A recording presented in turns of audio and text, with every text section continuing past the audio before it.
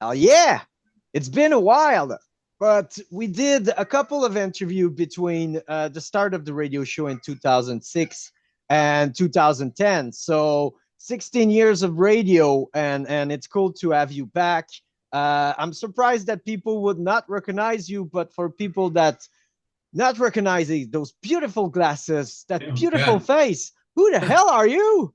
I'm the ghoulie that climbs out of the toilet in the movie Ghoulies in 1983, judging by my appearance. But no, I'm Since it's Todd one of the Kowalski from greatest Propagandhi. What's that? I say, since it's one of the greatest movie of all time, Yeah, no kidding. Yeah, gives you a little bit of a chill down your spine as a kid, doesn't it? Uh, Todd Kowalski, welcome back to Prescription Punk Rock. Thank It's you. an honor every time. I mean it from the bottom of my heart. Propaganda is a positive weapon for people like me. You find the right word to describe situation that are, so ugly and so frustrating, but you find a balance between not doing too much and not doing enough, and we need Propagandhi more than fucking ever. And you're back with the new records. Yeah, thanks. I appreciate the kind words. Yeah, new record. I think you're gonna like it. But before getting into that new records, I'm curious. Let's get back to when you were a kid. How did you start discovering music? And were there people around you that influenced you into that journey quest of discovering band?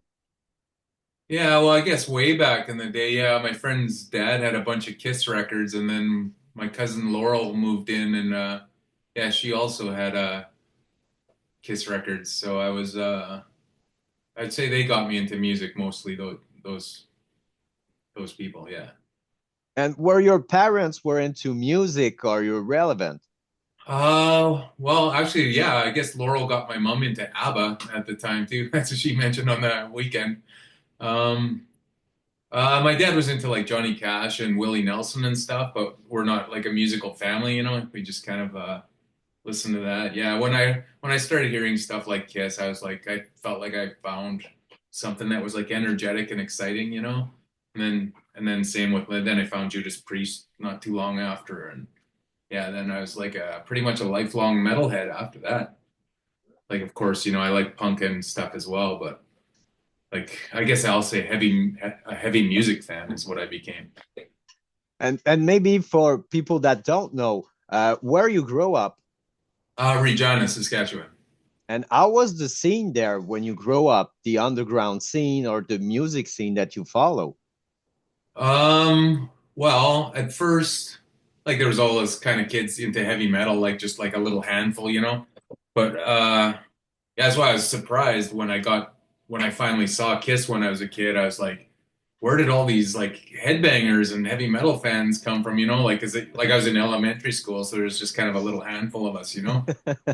So that kind of was cool. And then yeah, later on I saw just some graffiti and stuff downtown that kind of got me into listening to punk bands. And yeah, I got there. I sort of felt like I didn't fit in because we were kind of headbangers, you know, like we'd have to go to the south end of the city. We're from the north end. And yeah, it was like a little more, just a little bit kind of different kinds of kids than us. Like they're a little more punk. We were a little more headbangery, you know? So yeah, I kind of didn't feel like I really fit in, but I fit in enough that like I mean like just mildly didn't fit in, you know? Like I don't mean like I'm like an outcast in the corner. Just uh yeah, it's just kind of like yeah, I felt comfortable there, you know what I mean? Like I felt like I just loved the bands and the music so much, like anything else didn't really matter to me, you know? Because I ask, because when you think about punk rock or metal, you don't think about Regina first. But when you get into it, there's a beautiful history with bands and a beautiful scene there. Yeah. It's just that maybe that it didn't get to the history like Vancouver or Toronto or maybe Montreal. Yeah, exactly. Even Alberta bands didn't really except for SNFU, like never really caught on too many places, you know, like there's the Smalls, yeah, all kinds of stuff. Wheat Chiefs, the Wongs, everything. Yeah, it's just like, yeah, there's great bands. Regina had some good bands, and You know, like every now and then we get shows that were awesome, and Calgary had Beyond Possession. So to me, like I remember seeing Beyond Possession, and it was like, and then like seeing like other bands from the United States and stuff, and like I was just like, Beyond Possession's the best of them all. You know what I mean? So I didn't really feel like I was missing out because bands didn't come as much. You know, like a little bit I did, but I realized that like no one could top SNFU and Beyond Possession, no matter where they came from. So it didn't really matter. That's the thing. When you get into history and you look at punk in Canada, the impact is incredible. I mean, DOA Yeah, forged the road, and you look at No Means No, even Victoria got, a lot of people think the BC, it's Vancouver and Victoria is the same thing, but it's two yeah, different beasts and two different yeah, worlds. And you got No Means No from there that blow everybody's mind around the world, like yeah. playing like that. Yeah, I saw No Means No too when I was a kid. It blew my mind. Just like you're saying, the first time I heard them, like I'd never heard them before, so I didn't know what to expect. You know, my friend was just like a guy older than me. He was at school. He was like, "You got to see this band, no matter what." And yeah, and then yeah, I saw them. I was like, "Yeah, this is so great." That's the And way they play. Dayglow is from Victoria.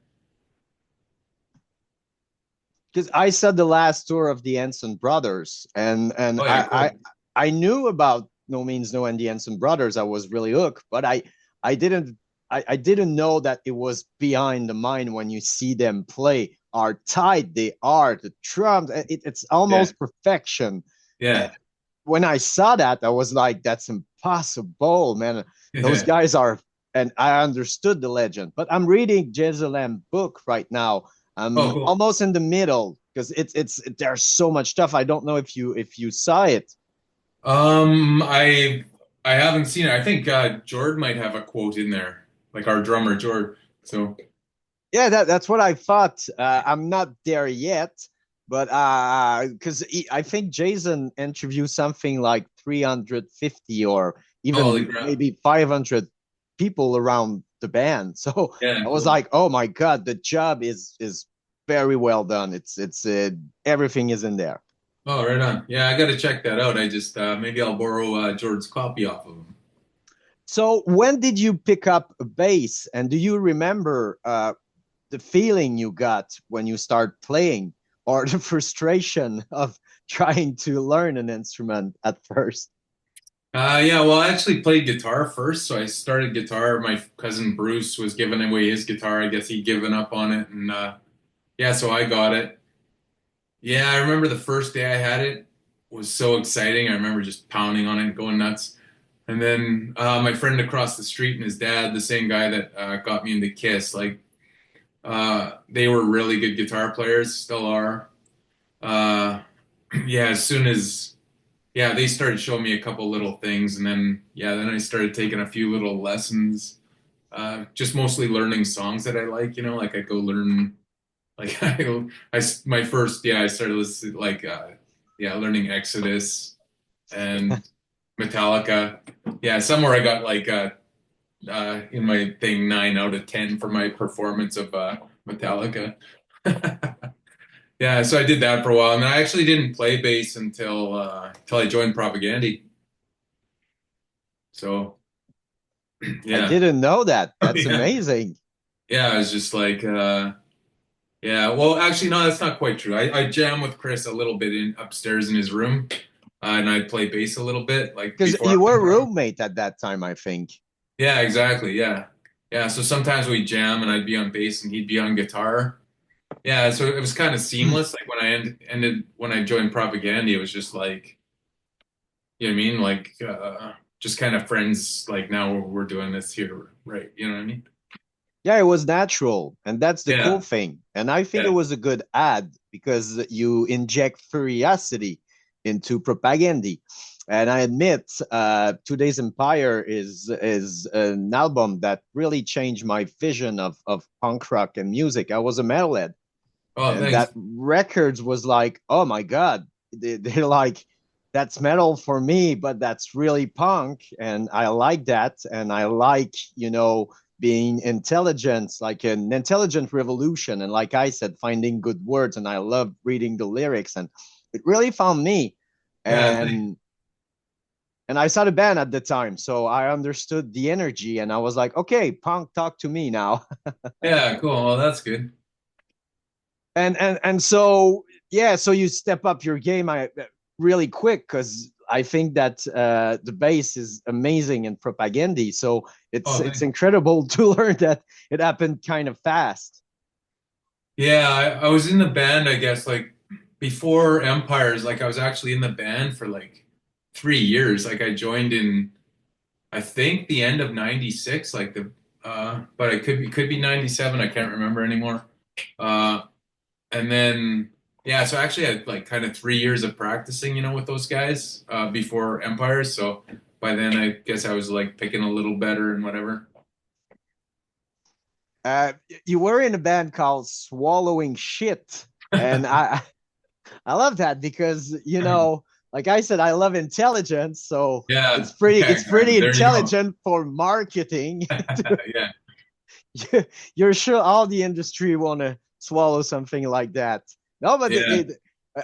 how much those period was and those experience really help you out to forge the way you play now. Well, I played guitar in Swallowing Shit. Actually, I joined after my friend Mark Novak was done. Uh,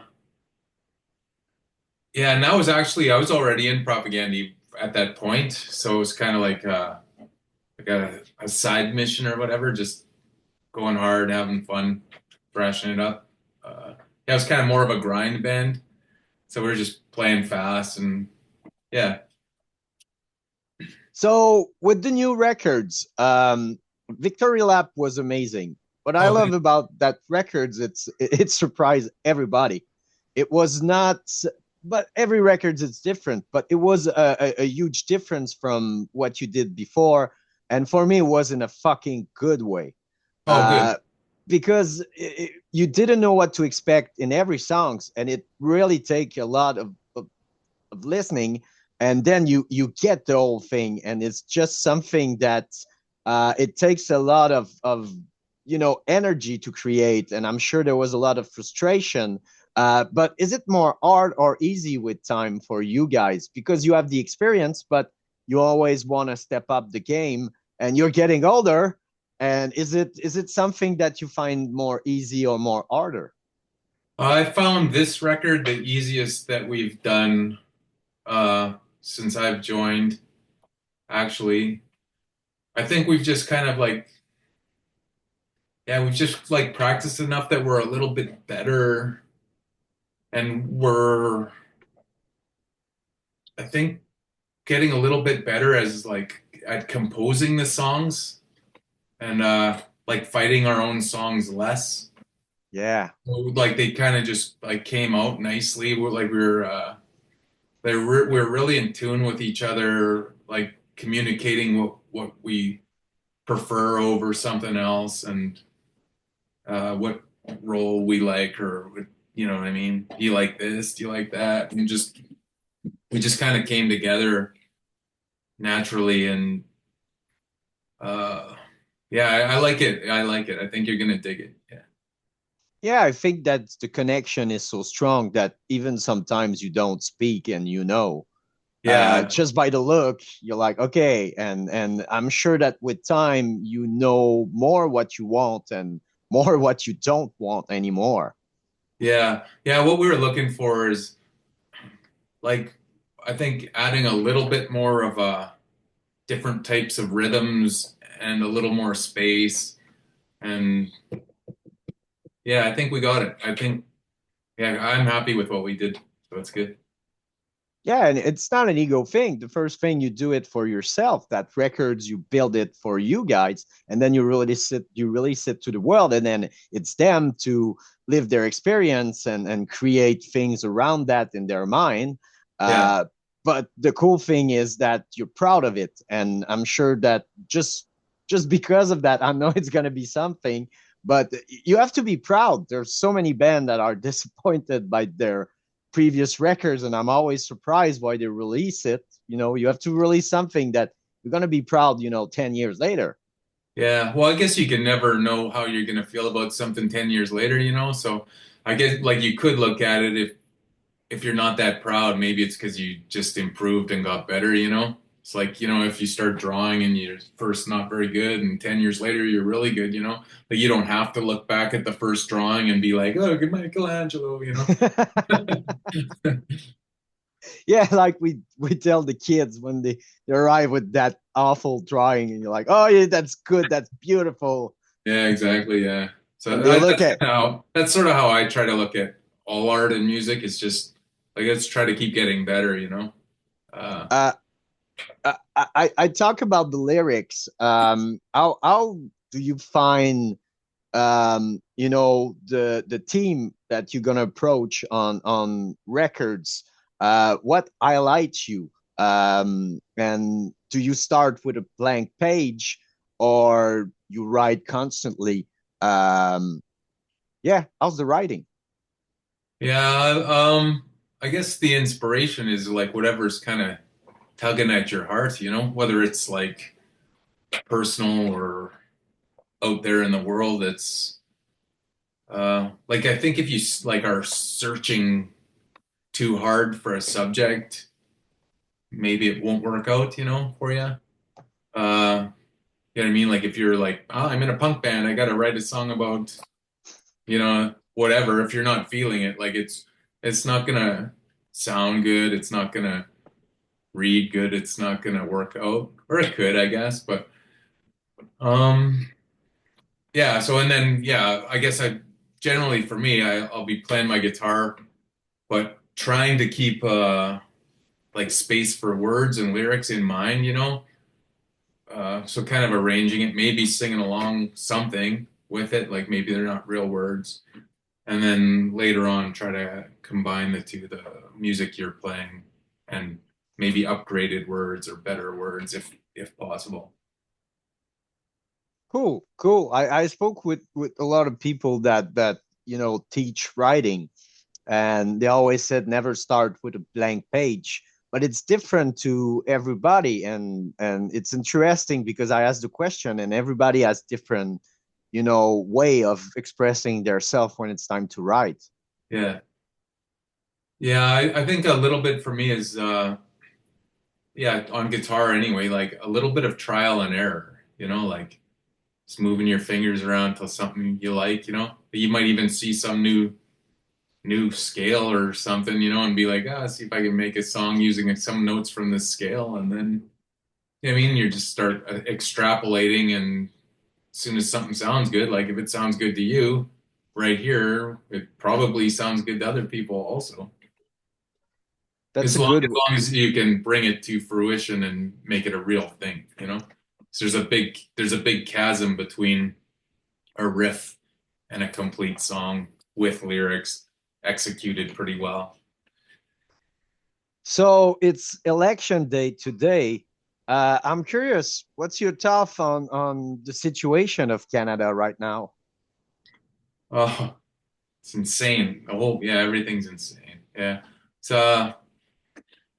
it's pretty depressing, I think. I'm glad in like my riding here in Winnipeg, I'm in the center of Winnipeg. Yeah, we have Leah Gazan, who's actually like someone who you could literally be friends with, or like you support them as a person, you know? So I don't feel too bad about that. Yeah, it's crazy. It's like Propagandhi being Nostradamus. Like the Gaza Strip happened.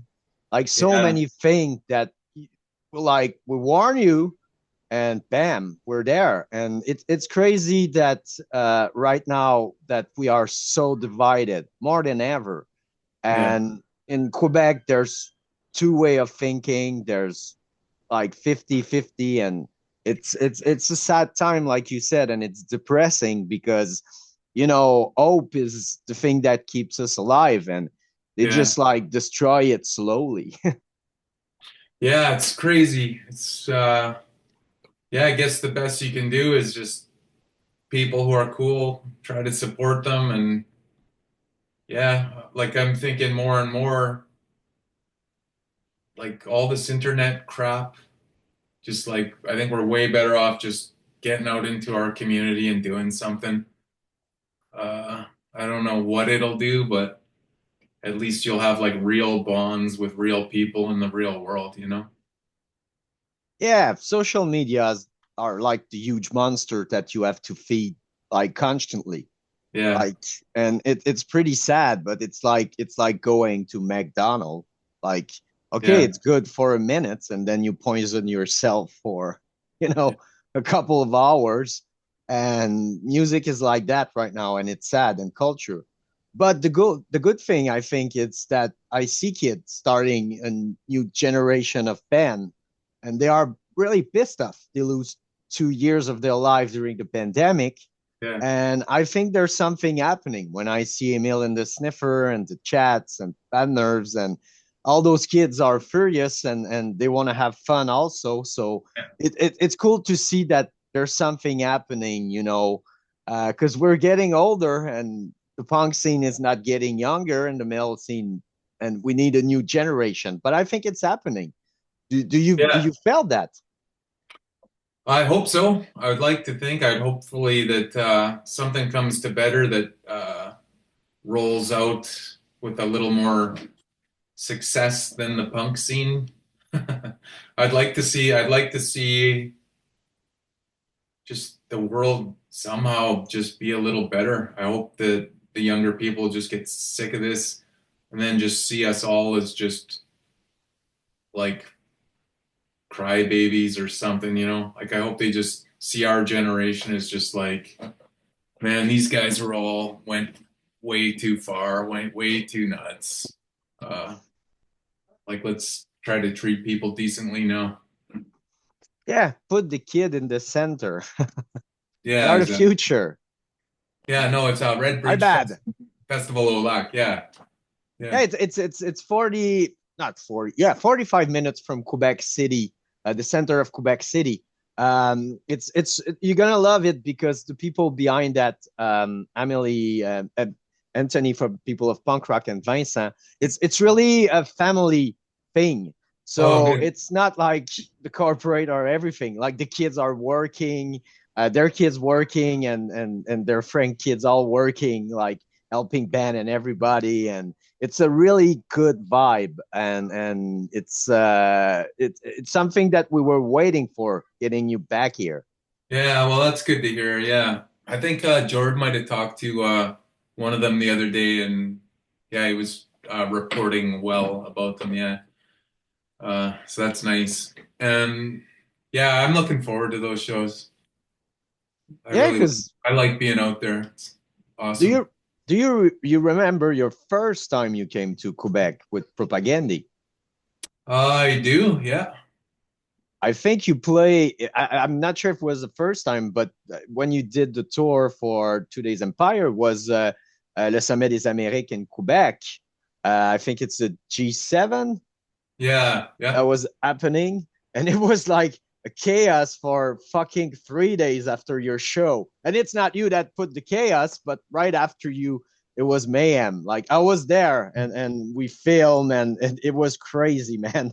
yeah. I know what you mean. I do. Yeah, Yeah, because you went to a lot of those, event. It's getting crazy. The yeah. first It the was first it was out of control. That's for sure. It was. Yeah, I felt the first day like the cops were not that bad, and the people were not that bad, but the cops were pretty aggressive. But yeah.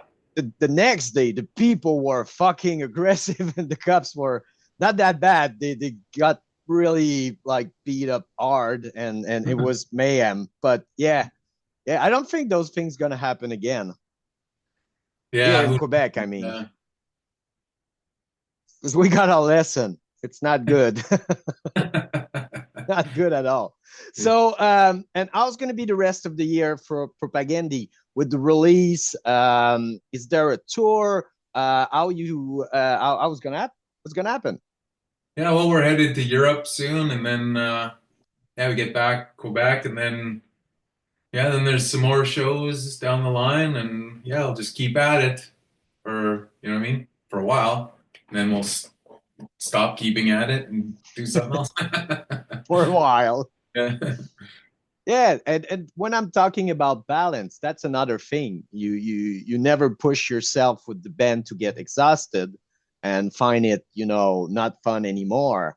And it's cool because a lot of band have found that balance. They're touring for a time and then get home and then get touring again. Like I said, we're getting old, so Yeah. it's cool. So people, you have to go to the Red Bridge because maybe it's gonna be a long time or not, so, and it's gonna be priceless. I can't wait because last time I remember it was, I think, at Envol et Macadam. Yeah. Um, Yeah. it was something. And a funny thing, I brought my little girl.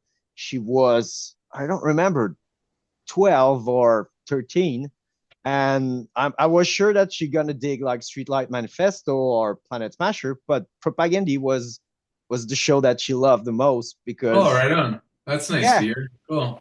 because she's like, wow, I can shred like a girl like that in a band. And Yeah. yeah. And she Cool. was like, yeah, I want to play guitar like that. Oh, deadly. Well, that's good to hear. Awesome. So Yeah. Todd, thank you so much. We're gonna see each other at the Red Bridge Fest. There's still tickets available, so people grab your tickets now. Cheap price for a festival like that. If you like poutine, there's one of the best poutine in the whole Quebec at 5 minutes from there, the Moulin Rouge. It's Right crazy, on. Cool. crazy. But it's poutine. It's not that healthy. I don't recommend poutine for everybody, but still. Yeah. If you got cholesterol problems, you're out, I guess. Yeah, and they blame me after that. Yeah. And maybe for people that want to buy merch that will not make it to the Red Bridge, what's the best way to directly encourage Propagandhi? Yeah, I would go to cutloosemerch.com. Yeah, that's the best way in Canada. Or there's eye and ear control in Winnipeg here if you happen to be in the prairies and want your stuff a day faster. That's pretty rad. And people, if you don't have money, we get it. It's rough time for everybody in Canada. So the music's going to be available on every platform on Yeah. May 2nd. And I want to say congratulations. The two songs that you release are phenomenal, and I can't wait to listen to all records. It's always an experience. And man, thank you, Todd, for losing money in the name of music for all those Yeah, years. my pleasure. My pleasure. Yeah, I think you're gonna like the record. There's a bunch of unexpected little twists, I think, that no one can foresee coming, which is interesting to us. So as long as people like those twists, then we're in. But if not, then they can whatever enjoy the songs they like. I love it. It always take over internet when you guys change a couple of things. So Victoria Lap was one a good example. There's a lot of people that didn't understood the record at first, and they don't give themselves to listen a couple of times. They have to throw that right now in the moment. That's the problem with the internet. Everything is now and the emotion. But a Yeah. couple of hour later, you don't think the same thing, and days later, you're kind of embarrassed of yourself. And yeah, That sounds about right. Yeah, I remember the first time I heard COC Technocracy. I bought it at the store, didn't like it. A couple days later, put it on. I was like, wait, this is one of the best records I've ever heard in my life. So, yeah, it's always worth just a little bit of a shot to see if you were right or wrong on your first assessment. Voivod was for me also a good. Yeah, exactly. Yeah, I was exactly. like, the first time I bought the records, I was like, oh, it felt more prog than metal. And then like it took me a year, but after a year, I was like, man, they're from fucking Saguenay. Yeah, exactly. Actually, the first Voivod I heard was like the record Roar. So it was like when I heard it, I was like I was a kid, I was like, is this even music? I remember kind of laughing and just like this is so out of hand, like it's so out of control. But then it intrigues you, right? So you keep checking it out, and pretty soon you're like, that's the beauty of this record is that it's so out of control, you know? And yeah, it's why you want to at least keep an open mind about all that stuff. Yeah, because they were all over the place, but they didn't have budget to, they didn't have a huge record deal like Metallica or whatever. Yeah, So like those records, they made it with the money they got. I had a chance to I know Dan Mulgren well from Martyr, awesome. uh, and I did a couple of interviews with them, and it's crazy what they did with almost nothing. And I think that's the beauty of Voivod, like you said. It's Yeah, that jam and that pile of shit, and yeah, they play like God. And it's funny. I did an interview with Max Cavalera from Ex Sepultura and yeah, Soulfly and Go Ahead and Die, and it's favorite band of all time. And so many people have mentioned Voivod as a huge influence, and I'm always yeah, because in yeah, Quebec we're not that proud. We don't understand sometimes. It takes times, but now even the mainstream recognize Voivod, and it's so yeah, cool that they got what they deserve. They deserve, but it took them like more than 30 years. yeah, yeah. Well, as the singer of Helix said, even Jesus wasn't loved in his hometown. Yeah, for Voivod, it's so true. It's a good Oh yeah, example. exactly. Yeah, yeah, Todd, it was a huge pleasure, a huge honor. I mean it from the bottom of my heart. Thank you for your friendship. yeah. Thank you, Since Eric. And like I said, we're gonna see each other at the Red Bridge again. People go grab the new records, listen to it, and yeah, challenge yourself. Go sing them out live. Try to over like sing more loud than Krish, like you see in Yeah, there metal you go. show. Yeah, that's what we like. Thanks, Todd. Yeah, Cheers. thanks, Eric. Appreciate it. Let's go. We go vote. Yeah. Cheers. Take care. Prescription is what you need. No more inhibition. Set yourself free. Just let go. That's my only plea. I'll confront prescription and